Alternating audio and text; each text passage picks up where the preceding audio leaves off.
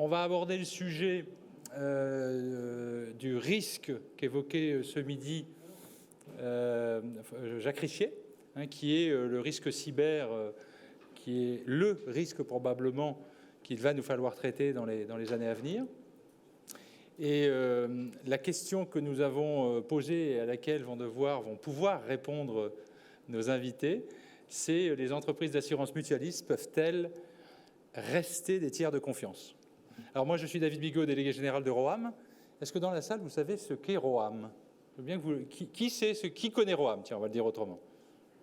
On n'est pas à 50%. Bon, alors je vais devoir expliquer.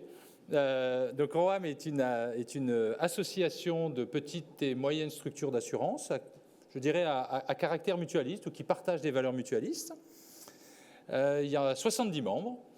Et si on voulait résumer les trois enjeux de Roham, c'est apporter du service très opérationnel aux membres. C'est un lieu de partage pour les différents représentants des membres. Et puis, c'est un club de dirigeants très important. D'ailleurs, deux des membres de Roham sont aujourd'hui autour de la table ronde. Merci Florence et merci Olivier. Ils se présenteront juste après. Je vais laisser l'animation à Claire Morel, ici présente, de cette table ronde. Et je crois que j'interviendrai. Claire a quelques questions à me poser en fin de séquence. Merci. Bonjour à toutes et à tous. Alors, la question de cette table ronde, c'est les entreprises d'assurance mutualiste peuvent-elles rester des tiers de confiance face aux risques cyber? Alors, avant de démarrer et de présenter les invités et d'échanger avec eux, je vais vous donner quelques chiffres. Selon l'ANSSI, l'Autorité nationale de la sécurité des systèmes d'information, le nombre de cyberattaques a été multiplié par 4 en 2020. Parmi les attaques les plus courantes, les rançongiciels ou ransomware, qui ont augmenté de 255%, passant de 54 attaques en 2019 à 192 en 2020. Donc, avec la recrudescence de l'IoT, du cloud computing et de l'IA, mais aussi les nouveaux modes de travail, les entreprises évidemment gagnent en performance et en productivité, mais elles s'exposent également à davantage de risques cyber. Un autre chiffre que j'ai repéré dans la 3e édition de l'étude du cabinet Deloitte Enjeux cyber, 51% des entreprises citent le risque cyber comme étant faisant partie du top 3 des risques inhérents à l'IA. Ces cyberattaques ont bien évidemment des conséquences, parfois même désastreuses pour certaines entreprises. Selon l'Argus de l'assurance, 18% des entreprises françaises ont déjà versé une rançon, 11% déplorent une perte de clients suite à une cyberattaque et 15% déclarent avoir une difficulté à attirer de nouveaux clients après une attaque. Alors, parmi les entreprises qui ont communiqué sur leurs pertes financières suite à une cyberattaque, Saint-Gobain déclare avoir perdu 220 millions d'euros de chiffre d'affaires en 2017. Eurofin a perdu 62 millions d'euros en 2019. Et le groupe Soprasteria, plus de 40 millions en 2020. Alors, quels sont les différents types de menaces cyber aujourd'hui? Quelles mesures de prévention mettre en place? Comment impliquer l'ensemble des collaborateurs autour de ce sujet? Pourquoi souscrire une assurance cyber et gage de sécurité? C'est à ces questions-là que mes invités vont répondre aujourd'hui. Et je vais vous laisser prendre la parole et vous présenter ainsi que vos entreprises respectives. On démarre par vous, Florence. Bonjour à tous, Florence Loup. Moi, je suis la directrice générale de HDI Global. Nous sommes une entreprise d'assurance, un assureur spécialisé dans les risques d'entreprise. Et donc, entre autres, nous assurons le risque cyber. Philippe. Bonjour, donc j'interviens aujourd'hui en tant qu'administrateur de l'AMRAE, président de la commission cyber et également risk manager d'Airbus Defence and Space, qui est en charge de la partie défense, spatiale et aviation militaire d'Airbus, ainsi que du programme cyber du groupe. Olivier Ossisso.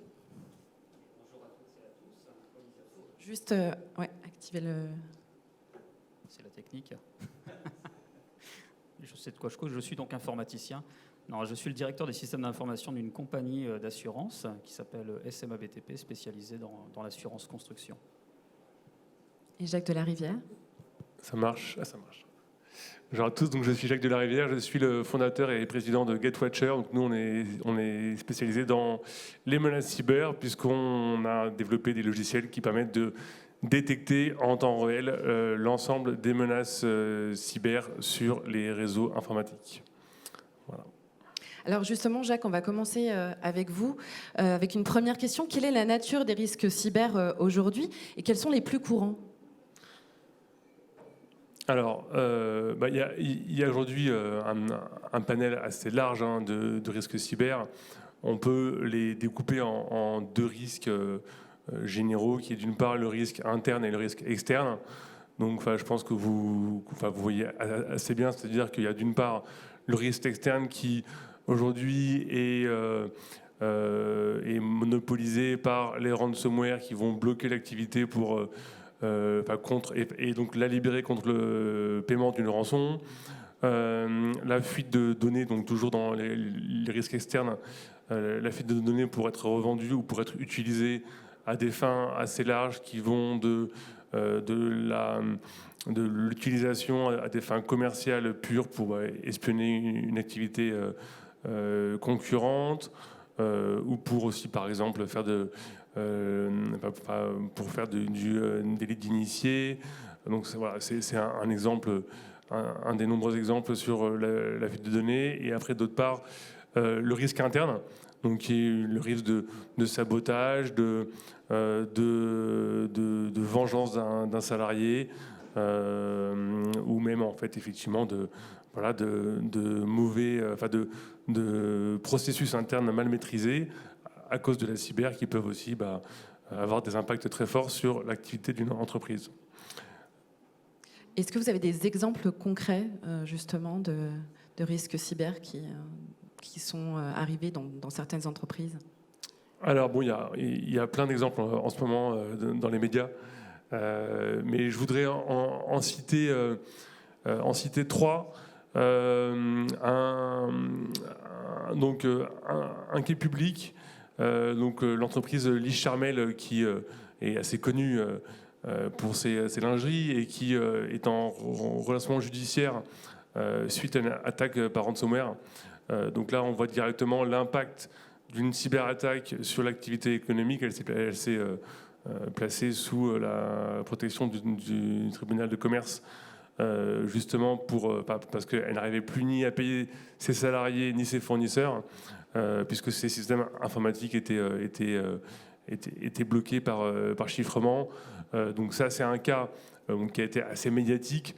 Il y a de nombreux cas équivalents aujourd'hui dans les médias, et malheureusement, ce sont des cas qui permettent de sensibiliser les écosystèmes de dirigeants qui, du coup, après réagissent quand leurs petits amis de leur club ont subi une cyberattaque. Un deuxième cas, j'ai aussi deux autres cas assez parlants qui sont pour le coup des clients de GetWatcher, qui resteront donc anonymes.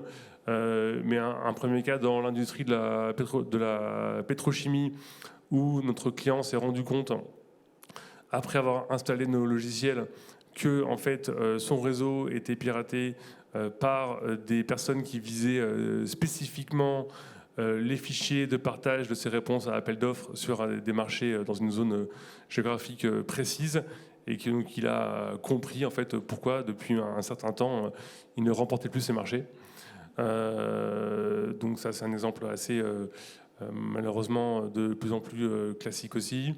Et un dernier client sur le risque interne, un client qui était en pleine négociation de PSE, donc dans un contexte social assez tendu, qui s'est rendu compte en négociation qu'il y avait du vocabulaire qui était utilisé de manière assez nouvelle par ses interlocuteurs, et qui était donc assez surpris, et donc qui a du coup installé nos logiciels pour surveiller, et qui s'est rendu compte qu'en fait il y avait des personnes qui redirigeaient les emails de la direction vers d'autres personnes pour pouvoir avoir accès en temps réel aux informations de négociation. Voilà, je pense que c'est ces 3 exemples qui permettent de... Ça donne effectivement un bon aperçu effectivement, des risques aujourd'hui. Alors, toujours selon le cabinet Deloitte, 76% des entreprises se disent prêtes à parer un éventuel incident de cybersécurité, mais dans le même temps, 82% déclarent ne pas avoir documenté ou testé un plan de réponse à une cyberattaque avec les métiers lors des 12 derniers mois. Alors, les entreprises ont l'air conscientes des risques et mettent en place des solutions, mais est-ce qu'elles sont vraiment prêtes à affronter, à parer une attaque, Jacques ? En fait, à l'inverse, je dirais qu'on est... on peut s'estimer chanceux que, vu la surface de vulnérabilité à laquelle on est exposé aujourd'hui, il n'y ait pas plus de cyberattaques et qu'on soit encore assez préservé. Je pense que maintenant, tout le monde sait qu'il y a urgence à développer les budgets de cybersécurité qui doivent aujourd'hui représenter 5 à 10% du budget IT d'une entreprise. C'est un très bon critère pour évaluer si un de vos fournisseurs ou un de vos partenaires investit suffisamment dans la cyber. Aujourd'hui, il y a encore un grand chemin à parcourir. Historiquement, ce sont l'industrie bancaire qui était soumise à de nombreuses réglementations en cyber qui a effectivement qui a un peu d'avance. Aussi les industries de défense comme Airbus qui ont aussi des obligations aussi vis-à-vis de leurs parties prenantes militaires, donc qui sont, on va dire, les deux membres du peloton en termes d'investissement et de protection. Et dans le reste de l'industrie, notamment dans l'assurance, ce que je vois souvent chez nos clients et prospects, il y a encore un long chemin à faire. L'assurance a un petit avantage, c'est qu'elle a l'habitude de gérer du risque, donc ça fait un risque supplémentaire à gérer. Et de le voir dans l'angle du risque, c'est la bonne approche. Et est-ce que vous percevez une différence entre les grands groupes, justement, et les ETI, PME, en matière de prévention ? Alors, la cyber, malheureusement, ça reste un luxe aujourd'hui, c'est cher. Et donc, plus le budget IT est faible, plus on se rapproche des 10% du budget. Parce que forcément, il y a un coût minimum pour les investissements en cyber. Donc, plus les entreprises sont soit jeunes, soit de taille intermédiaire, plus elles sont exposées et moins elles ont pris en compte le risque cyber. Mais ça commence à évoluer, mais c'est encore très immature sur les entreprises de taille intermédiaire. Et les grands groupes ont un peu plus d'avance, puisqu'on voit que de plus en plus, les responsables de la cyber, donc les RSSI ou les CISO, ont changé de position hiérarchique. Autrefois, ils reportaient au DSI. Et maintenant, le DSI a un correspondant cyber et le RSSI ou le CISO reporte souvent au COMEX ou à une direction des risques. Donc on voit effectivement que ça prouve dans les grands groupes l'avancée de la maturité, quoi. Alors Olivier Ossislo, en tant que DSI de SMA, est-ce que vous êtes justement paré à une attaque potentielle ? Et elle est dure, cette question. Si je réponds oui, je suis une cible. Si je réponds non, je suis une cible aussi. Non, en fait, nous, la réflexion qu'on a, c'est de se dire, finalement, le risque, il est certain, ça va nous arriver. La question, c'est quand, en fait ? Parce qu'en fait, on a beau mettre en place tous les moyens... Vous pouvez juste rapprocher votre micro pour qu'on vous entende. Oui, on a beau mettre en place tous les moyens de protection, de détection. Ce qui va être clé je pense, vous avez raison, on a de la chance de ne pas en avoir plus. Ce qui va être clé, c'est comment on se prépare à la survenance d'une attaque de grande ampleur. Comment on s'y prépare sur toutes les lignes de défense, sur les lignes... Évidemment, les lignes IT informatiques sont très exposées. Mais on a aussi plein de trous dans la raquette potentielle sur des lignes utilisateurs, sur des équipements logiciels, matériels. Je pense que c'est tout ça qu'il faut appréhender. Et je pense qu'une des réponses, c'est d'analyser en fait sa surface d'exposition, bien sûr, et comment dire, d'envisager la partie cyber, le risque cyber, comme un élément de la chaîne de fragilité ou un élément de la chaîne de risque globale. Alors j'ai répondu ni oui ni non, pardonnez-moi, mais la réponse n'est pas triviale. C'est une réponse en soi. Une autre question sur justement les mesures de prévention, les solutions que vous avez mises en place justement chez SEMA. Alors, prévention, je vais en retenir une.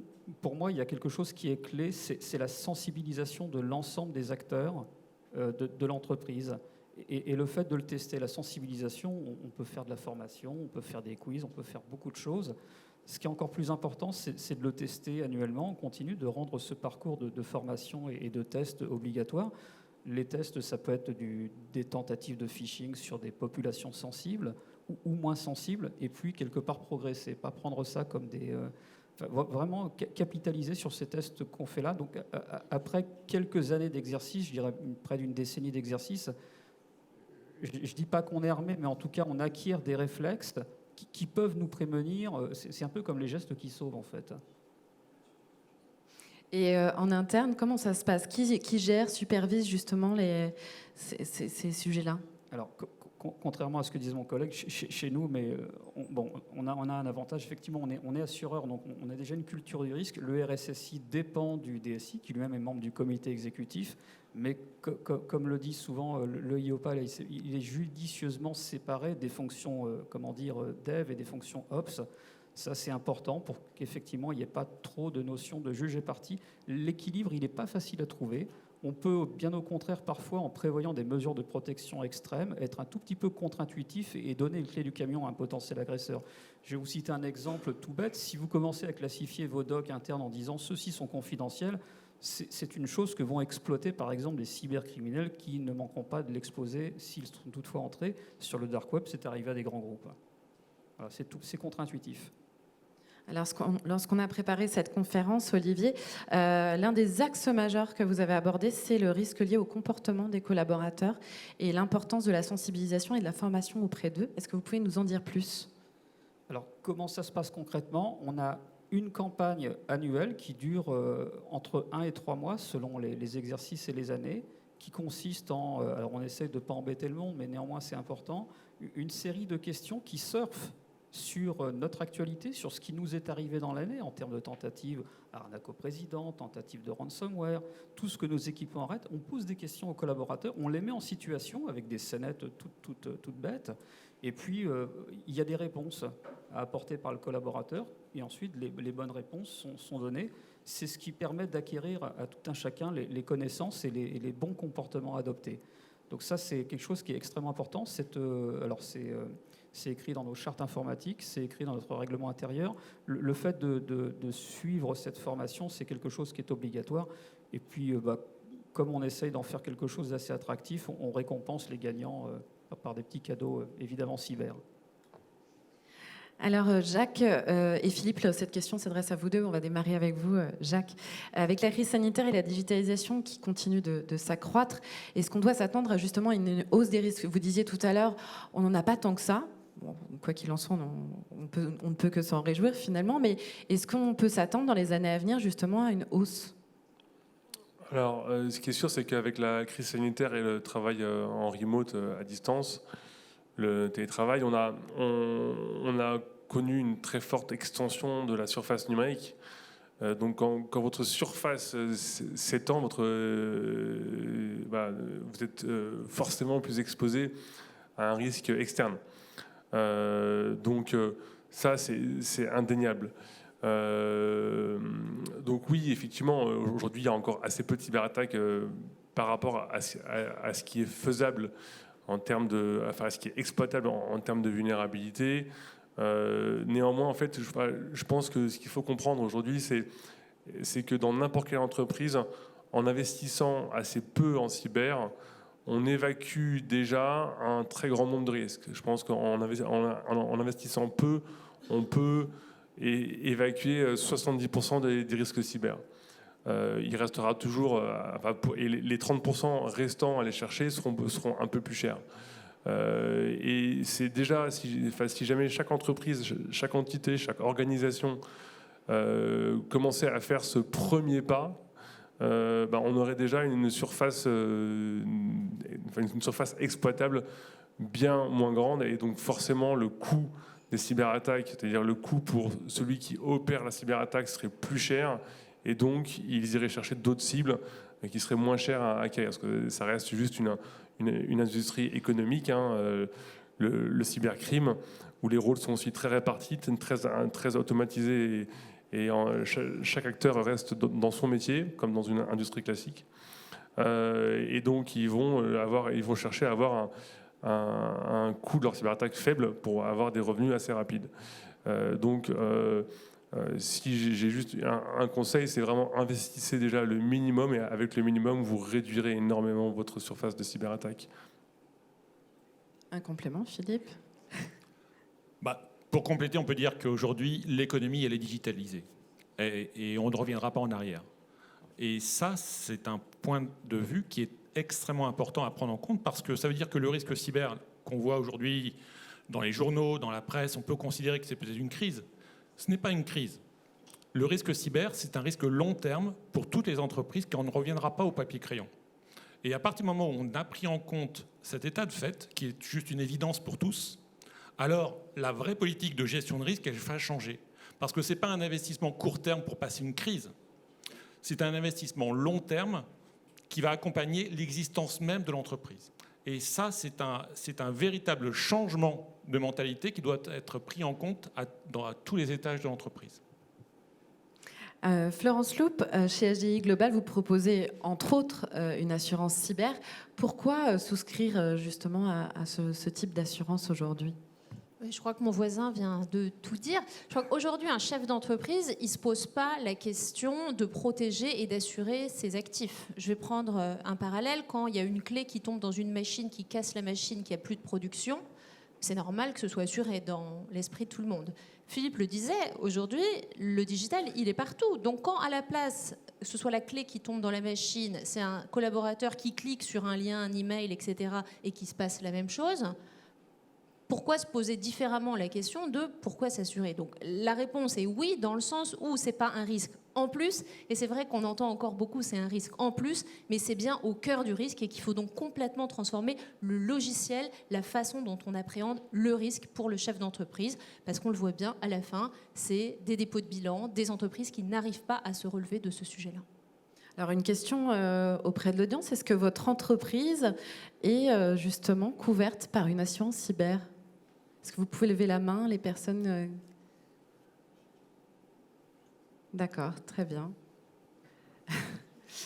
Selon l'étude réalisée par l'AMRAE, l'Association pour le management des risques et des assurances de l'entreprise, dont vous êtes l'ambassadeur, Philippe, 87% des grandes entreprises sont couvertes par un contrat d'assurance cyber et seulement 8% des ETI sont assurées. Comment on explique le manque de couverture, Florence, justement, de ces entreprises-là ? Alors, je pense que les choses évoluent, mais on constate quand même encore un certain nombre de traits communs. Le premier sujet, c'est que pour beaucoup d'entreprises encore, l'assurabilité du risque cyber reste une vraie question. Il n'y a pas encore une connaissance par toutes les entreprises, en particulier dans le tissu des PME, que c'est assurable. Alors les plus optimistes pensent que c'est couvert par ailleurs, donc leurs agents généraux, leurs courtiers feront certainement le travail pour les faire progresser dans cette appréhension du risque. Je crois que la FFA a signé il y a quelque temps un partenariat pour que justement sur le terrain, il y ait plus de travail pour justement aller faire de la pédagogie sur ce sujet. Au-delà de ça, il y a encore une faible conscience du risque. Je ne suis pas Google, je ne suis pas Airbus, donc moi, je ne suis pas intéressant en tant que plus petite entreprise pour les hackers. Malheureusement, c'est comme l'escalade, c'est-à-dire que dans ce sujet-là, on va au rythme du plus faible de la cordée. Et donc, quand une PME va être sous-traitant d'un grand groupe, c'est probablement souvent par là que risque d'arriver le problème. Ça, c'est la première raison probablement qui pèse sur encore le peu de taux d'équipement. L'autre sujet sur lequel il faut encore qu'on travaille, c'est sur les conditions d'accès à ce contrat, parce que accéder à un contrat cyber, ça nécessite des questions. Donc il faut y répondre et il n'y a pas toujours un DSI pour y répondre, il n'y a pas toujours le temps dans les PME pour répondre ou la connaissance de ce sujet-là. Et puis après, il y a le coût. Et donc c'est vrai que tant que le cyber sera vu comme un coût en plus et pas comme un coût au cœur de la protection du bilan de l'entreprise, il va falloir qu'on continue à travailler pour convaincre. Et alors en quoi, justement, Florence, les conditions de souscription à une offre d'assurance cyber sont devenues plus strictes ? On en avait parlé quand on avait préparé cette conférence. Et vous m'aviez dit quand même que ça devenait un peu plus complexe justement de souscrire. C'est vrai qu'on a lancé le cyber il n'y a pas si longtemps que ça, et on a peut-être commencé à l'envers. Je vais faire un peu un mea culpa. Donc c'est un peu comme si finalement on avait proposé de l'assurance, mais sans qu'il y ait eu le travail en amont de conscience et de prévention dans les entreprises. Pour faire un parallèle, c'est comme si vous partiez en vacances et que vous laissiez les fenêtres et les portes ouvertes. C'est un peu la même situation au cyber dans beaucoup d'entreprises aujourd'hui. Et donc finalement, là on est en train de se rendre compte que c'est plus tellement possible de partir en vacances en laissant les fenêtres ouvertes. Donc il faut retravailler sur l'appréhension du risque. On est en train de travailler sur un minimum standard requis, c'est-à-dire qu'est-ce qu'on doit avoir en termes d'authentification à multifacteurs. On parlait de l'impact du télétravail, et puis de critères clés en termes d'IT qui vont permettre à l'entreprise d'être éligible. C'est un peu les volets, l'alarme, tous ces sujets-là. Donc, je sais pas, les sujets dont on parle beaucoup, c'est le MFA, c'est l'EDR, c'est l'Active Directory en ce moment, qui a droit de se servir de quoi. Ça peut paraître basique, mais c'est souvent pas encore en place dans beaucoup d'entreprises. Je pense que le cyber se distingue aussi d'entre risques parce que c'est quelque chose qui n'est pas en vase clos, mais en écosystème ouvert. Et c'est probablement la mise en place de bons partenariats avec des spécialistes. Et en général, quand on a une crise à gérer, c'est bien de se connaître avant. On s'assure que ça va mieux se passer plus vite, de façon plus souple en termes de crise. Donc, savoir quel prestataire qualifier, avoir déjà backé et testé avec eux ce sujet-là. Et puis, je rejoindrai les deux points que vous avez mentionnés. C'est super d'avoir un plan, vaut mieux juste vérifier qu'il fonctionne. Donc, tester et encore tester, ça on le voit, c'est important. Et puis, je suis assez d'accord, derrière la souris, il y a toujours un petit doigt dodu qui appuie sur le lien, etc. Et donc, la sensibilisation des collaborateurs, c'est aussi un sujet qui est aujourd'hui regardé beaucoup plus par les assureurs de risques cyber avant de proposer des garanties. Philippe Cotel, donc l'AMRAE a réalisé une grande étude qui s'appelle Lucie sur les cyberattaques, sur le nombre de cyberattaques entre 2019-2020. Est-ce que vous pouvez nous donner quelques chiffres? Qu'est-ce qu'on apprend justement à travers cette étude? Alors, ce qui est formidable avec le cyber, c'est que tout le monde en parle, mais il y a des études qui sortent à peu près tous les 15 jours avec des chiffres formidables. Le problème, c'est que la plupart de ces études sont faites sur des sondages à partir d'échantillons qui ne sont pas forcément tous représentatifs et qui sont pour beaucoup comme outils de promotion par certains fournisseurs de services pour alerter sur le risque et probablement vendre un certain nombre de productions. Si vous demandez à des fournisseurs de portes blindées des statistiques sur les cambriolages, je peux vous assurer que les statistiques vont être absolument catastrophiques. Et le problème, c'est que ce qu'on n'arrive pas à mesurer, on n'arrive pas à manager. Et l'idée de l'étude Lucie, c'est qu'en début d'année, beaucoup de nos membres sont venus nous voir pour nous dire qu'ils étaient assez surpris et déstabilisés par les réactions de marché extrêmement rudes, pour certains, avec des difficultés de dialogue avec les assureurs sur les nouvelles positions qui sont prises. Et cette attitude-là était difficilement compréhensible et pour certains difficilement explicable en interne. C'est la raison pour laquelle on a lancé cette étude afin de pouvoir donner un peu de rationalité et améliorer le dialogue assuré-assureur.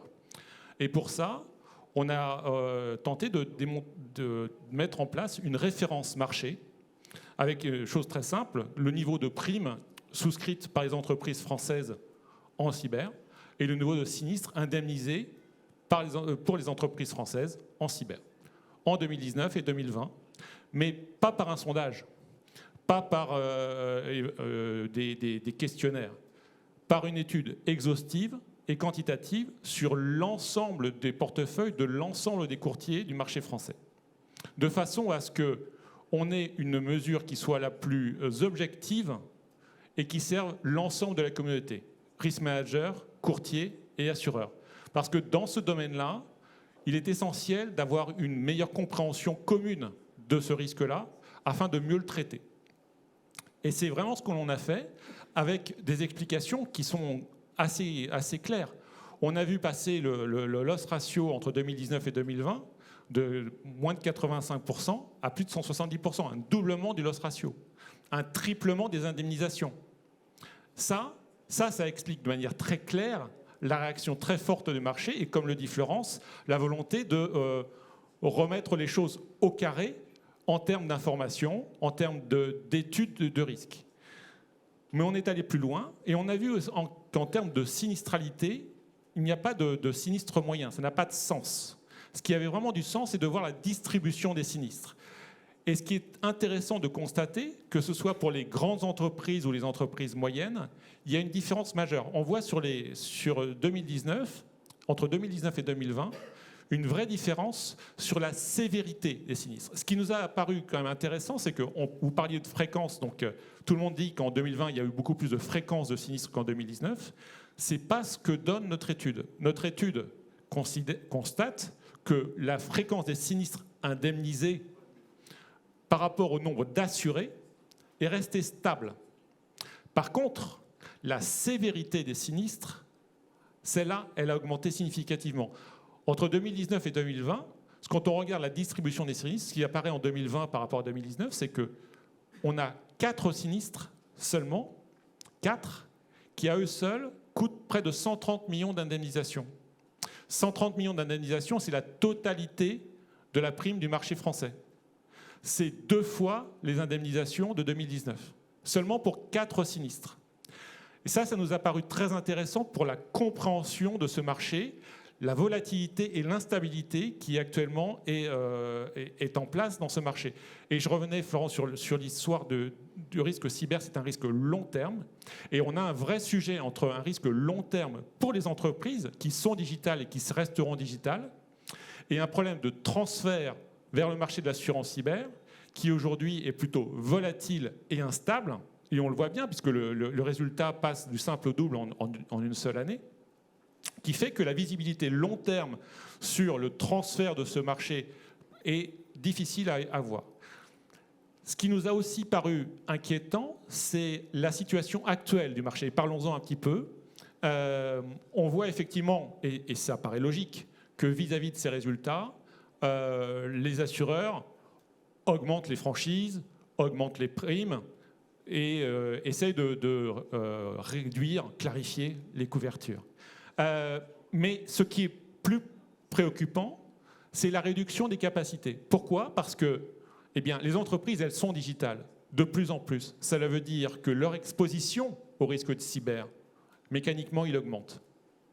Et face à cette augmentation du risque, aujourd'hui, on a une réduction de l'offre d'assurance par les assureurs. Et ça, c'est lose-lose pour les grands comptes. Pourquoi ? Parce que les grands comptes, ils ont de plus en plus besoin de couverture, parce que leur exposition croît. Et donc, ne pouvant trouver cette capacité, ils sont effectivement à risque. Et donc, il y a un problème de la qualité de l'offre de l'assurance pour ces grands risques-là.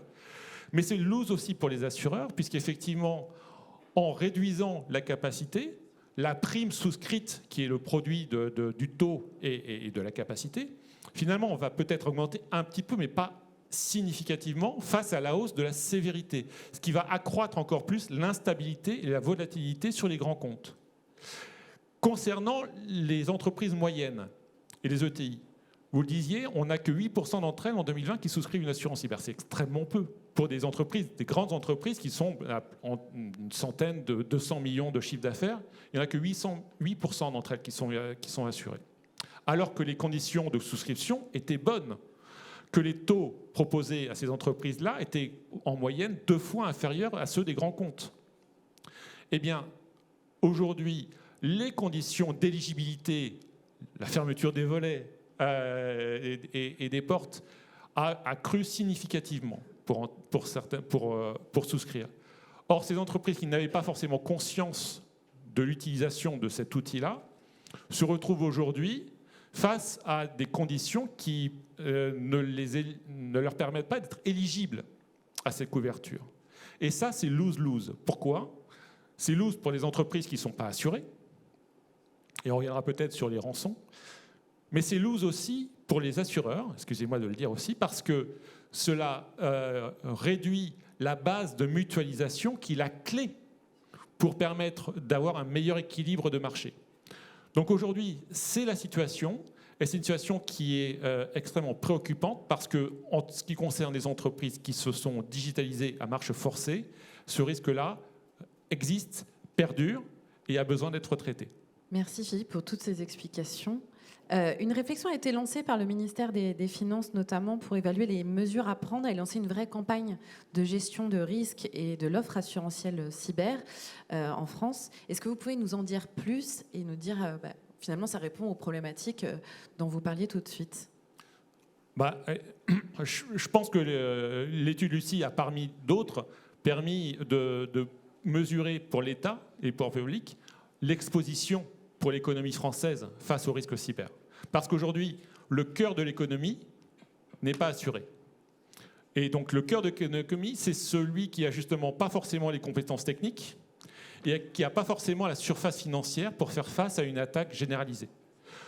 Et donc, il est clair que l'État a certainement pris conscience également de ce risque-là et que développer une offre d'assurance cyber plus généralisée sur l'ensemble de l'économie française, et c'est une des missions de ce groupe de travail, est nécessaire pour, je dirais, adresser le risque pour l'économie française.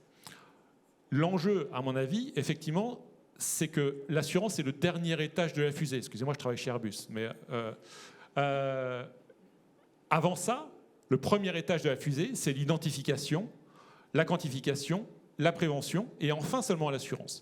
Et je pense qu'il est essentiel que l'on se mette autour de la table pour pouvoir définir de manière plus objective des seuils de maturité qui correspondent à des niveaux de taille d'entreprise et d'activité. Aujourd'hui, ça n'existe pas.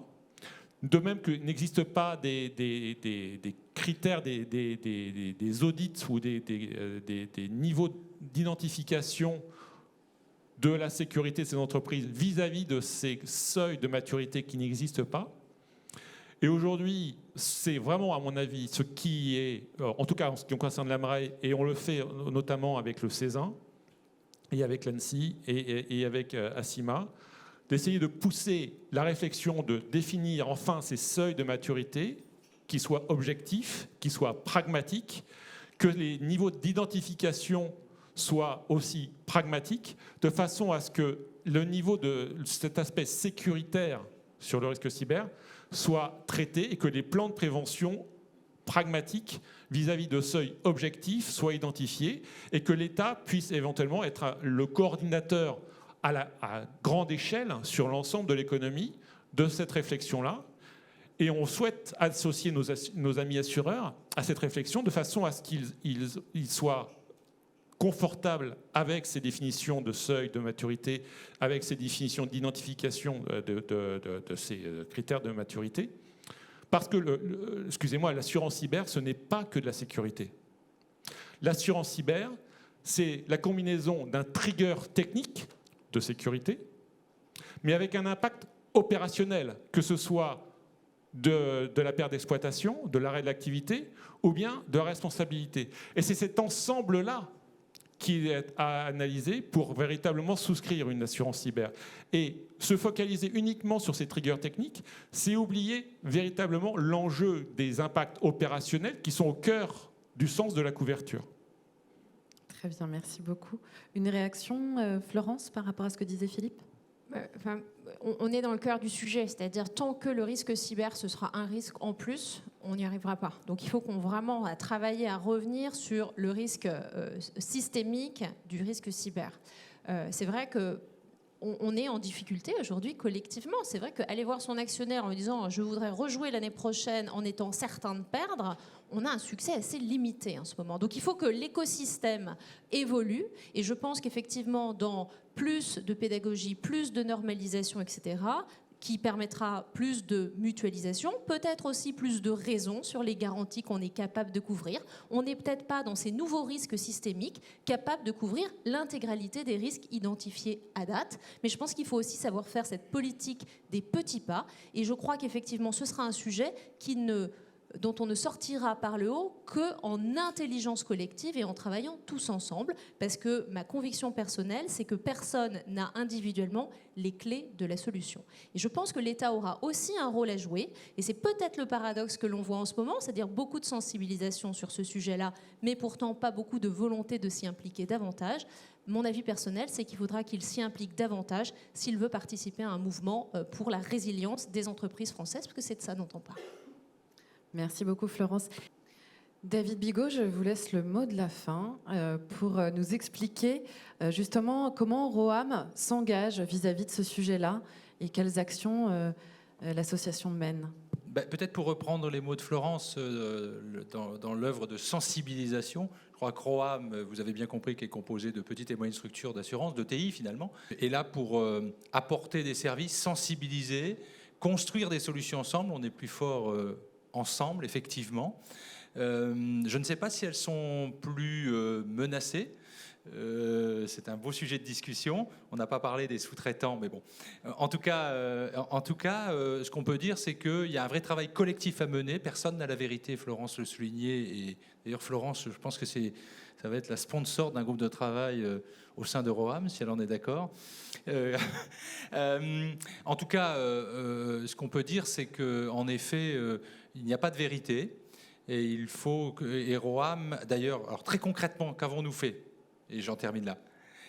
Nous avons, puisque notre autorité de contrôle a rédigé une notice qui expose précisément ce que les assureurs en tant qu'entreprise doivent présenter comme mesure. Et donc nous avons monté un atelier avec l'ensemble de nos membres et un certain nombre d'experts pour l'ensemble des représentants des entreprises adhérentes à Roham. Nous avons exposé, nous avons traduit le contenu des 25 orientations qui sont dans la notice de la CPR du mois de juillet. C'est un début, mais c'est un début qui est nécessaire parce que ça met en avant finalement les exigences. Et maintenant, il s'agit de les traduire opérationnellement, Alors, on a osé demander à la CPR si on pouvait les prioriser. Aucune n'est priorisable. Mais donc, il faut mener les 25 en parallèle. Mais en tout état de cause, il faut démarrer et ensemble pour être plus efficace. Merci beaucoup. On peut les applaudir.